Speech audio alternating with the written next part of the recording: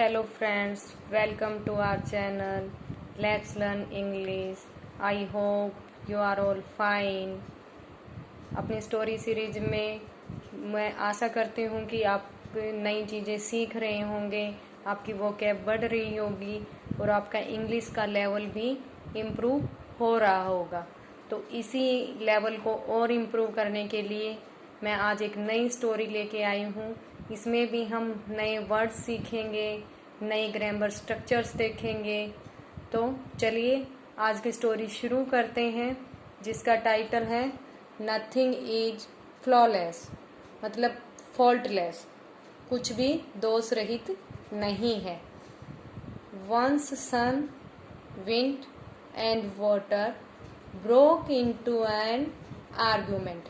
N यहाँ पर article है और एन क्यों आया है? क्योंकि आर्ग्यूमेंट यहाँ अ वोवल साउंड है, इसलिए यहाँ पर एन आया है।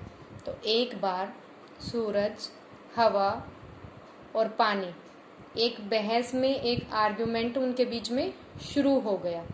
ईच प्रत्येक, कंसीडर की सेकंड फॉर्म है, अपने आप को समझ रहा था द मोस्ट पावरफुल, बहुत ही शक्तिशाली, powerful, unable to reach a conclusion, बिना किसी निष्कर्ष पर पहुंचे या वो किसी भी निष्कर्ष पर पहुंचने में असमर्थ थे। वन डे, एक दिन, दे डिसाइड की सेकंड फॉर्म है डिसाइडेड, टू कंपीट होता है टू ट्राई टू विन या रेस करना। तो उन्होंने क्या डिसाइड किया? कुछ कंपीट करने के लिए निर्णय लिया।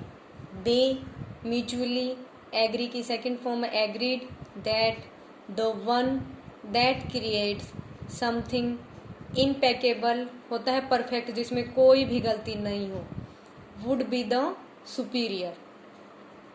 तो दे म्यूचुअली एग्रीड, वो सहमत हो गए आपस में किस बात के लिए कि अगर हम में से कोई भी एक क्रिएट करेगा, निर्माण करेगा, रचेगा कुछ भी ऐसी चीज जिसमें कोई भी गलती ना हो, कोई भी दोष ना हो, जो बिल्कुल परफेक्ट हो, वो ही सुपीरियर होगा।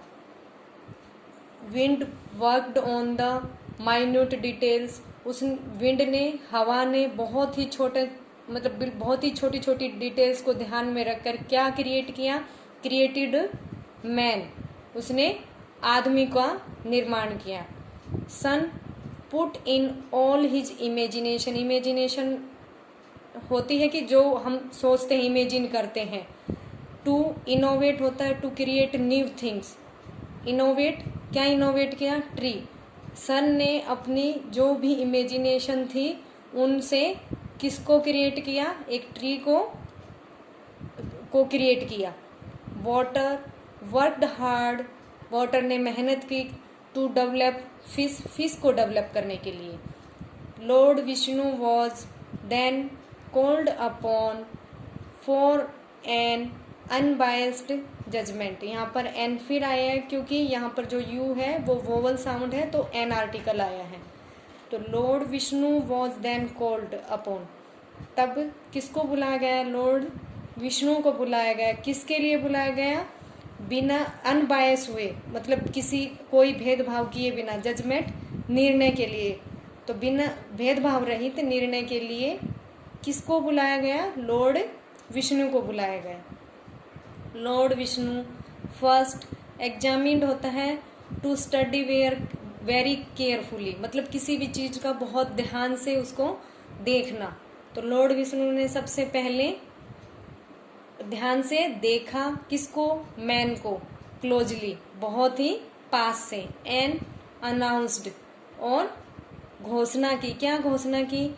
With no windows on his body that allows revelation of his innermost feeling, कि उसके body, there no windows on his body, उसकी बॉडी पर कोई विंडो नहीं है। दैट अलाउ, जो उसको अलाउ करे। रिविलेशन होता है किसी भी चीज के रहस्य का खोलना। ऑफ हिज इनर मोस्ट, जो उसके अंदर में जो उसकी भावनाएं हैं, फीलिंग्स, जो उसकी अंदर की जो फीलिंग्स है, जो भावनाएं हैं, उनका खुलासा करने के लिए उसकी बॉडी पर कोई विंडो नहीं है। He can be really dangerous, जो वास्तव में क्या हो सकती है, खतरनाक हो सकती हैं। देन, तब, आफ्टर, स्क्रूटनाइजिंग होता है स्कैन करना, जब हम किसी को ऐसे केयरफुली देखते हैं, केयरफुली जैसे फ़ोन से भी हम स्कैन करते हैं चीज़ों को, तो वो बहुत ही केयरफुली स्कैन होता है।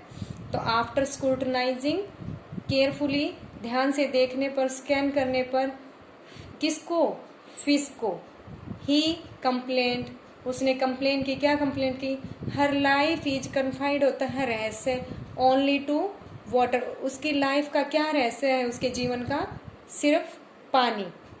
देयर आफ्टर, उसके बाद, ट्री वॉज क्रिटिसाइज, क्रिटिसाइड होता है आलोचना करना किसी की, तो ट्री की भी, पेड़ की भी क्या की गई, आलोचना की गई। और किस आधार पर आलोचना की, फॉर हिज इमोबिलिटी, इमोबिलिटी होता है स्थिरता, कि ट्री मूव नहीं कर सकता ना, मोबिलिटी नहीं होती उसमें, तो ट्री की आलोचना की गई। किस लिए आलोचना की गई, कि वो शिथिर है, उसकी शिथिरता के कारण उसकी आलोचना की गई। Lord Vishnu finally declared, Lord Vishnu ने फाइनली क्या डिक्लेयर किया, क्या घोषणा की, but nothing can and should be perfect, but nothing can be complete, कोई भी अपने आप में पूर्ण नहीं है, एंड शुड बी परफेक्ट, और परफेक्ट हो सकता है, एज इट, क्योंकि, as it brings in pride, pride होता है घमंड, क्योंकि अगर कोई चीज अपने आप में परफेक्ट होगी और कंप्लीट होगी तो उससे क्या आता है, उसमें घमंड आता है। तो इसलिए कोई भी चीज अपने आप में कंप्लीट और परफेक्ट नहीं होनी चाहिए, क्योंकि रीजन क्या है उसका, कि उससे उसमें घमंड आता है। फ्लॉज आर इम्पोर्टेंट, मतलब जो फॉल्ट होते हैं, फ्लॉज होते हैं, वो जो कमियां होती हैं वो इम्पोर्टेंट होती है। किस लिए इम्पोर्टेंट होती है, टू कीप वन ग्राउंडेड, किसी को जमीन से जोड़े रखने के लिए, उसको घमंडी न बनाने के लिए जो फॉल्ट्स होते हैं वो इम्पोर्टेंट होते हैं। And as all the three creations otherwise were almost faultless, ठीक है, और क्योंकि जो तीनों ही रचनाएं हैं वो क्या है, लगभग दोष रहित हैं, और यू ऑल आर विनर्स, और आप सभी क्या हो, विनर हो। तो लॉर्ड विष्णु ने तीनों को ही विनर घोषित कर दिया। ठीक है, तो इस स्टोरी में क्या सीखने को मिला, कि लाइफ में कोई भी चीज परफेक्ट नहीं है, हर किसी में दोष होता है, और वो दोष इसलिए होता है कि उसको घमंड ना आए। तो हमें कभी भी लाइफ में घमंड नहीं करना चाहिए, क्योंकि लाइफ में कुछ भी सुपीरियर नहीं है, कुछ भी परफेक्ट नहीं है। तो सो फ्रेंड्स, आई होप आपको ये स्टोरी अच्छी लगी होगी, इससे आपकी लाइफ में कुछ वैल्यू ऐड हुई होंगी, आपका इंग्लिश का लेवल भी इम्प्रूव हुआ होगा। अगर ऐसा हुआ है तो please share it, like it and subscribe my channel. I hope आपको सब ये स्टोरी अच्छी लगी होगी। सो मिलते हैं नेक्स्ट वीडियो में, तब तक के लिए take care, have a nice day, bye bye.